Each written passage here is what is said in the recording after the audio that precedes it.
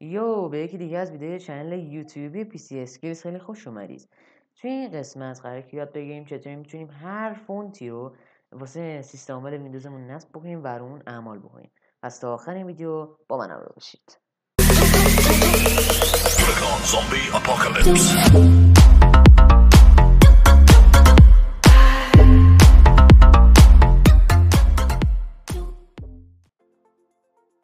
خب دوستان، برای اینکه شما این کار بکنید میرید توی گوگل سرچ میکنید فونتیاب و سایت فونتیاب رو باز میکنید. سپس اینجا فونتتون رو جستجو میکنید. مثلا می نویسیم فونت لاله‌زار. این فونت واقعا خوبی هم هستش. بعد از اینکه این برامون سرچ کرد روش میذاریم تا وارد صفحه دانلود بشه. صفحه دانلود اینجاست. یعنی در واقع وقتی که شما اینو بزنید همچین صفحه براتون باز میشه که همین فونت لاله‌زار واسه دانلودش.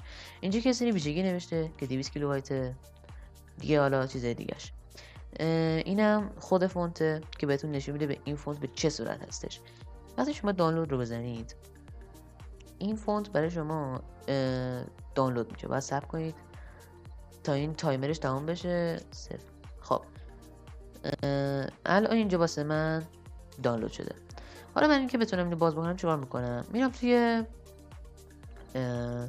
گوشه دانلودام و فونت رو پیدا میکنم، روش کلیک میکنم، کنترل راست در واقع و اکسترکت فایلز رو میزنم، لوکیشن انتخاب میکنم، مثلا میزنم تو داکیومنت، اوکی، و برای من این رو انجام میده. حالا میرم تو داکیومنت،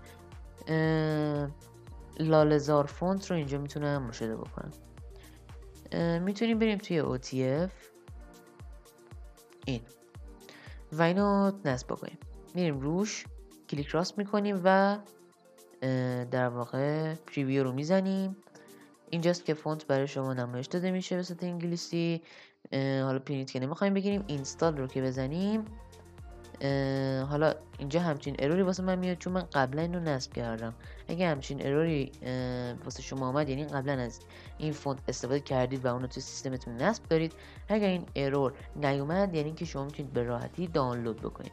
حالا من باز دوباره یس رو میزنم و اینجا داره برای من این فونت رو دانلود میکنه. خب الان من میتونم به راحتی از فونتم استفاده بکنم و واقعا فونت زیبایی هستش. خب دوستان، خیلی ممنونم که تا آخر ویدیو همراه من بودید. توی PC Skills من سعی میکنم که موضوعاتی در مورد یوتیوب و سیستم و کامپیوتر منتشر بکنم. پس اگه محتوای من علاقه دارید لطفا چنل من رو سابسکرایب کنید، زنگوله نوتیفیکیشن رو بزنید. در آخر اگه این ویدیو دوست داشتید میتونید لایک کنید و نظراتتون رو تو بخش کامنت برای من بنویسید. تا ویدیوهای آینده، خدا نگهدار.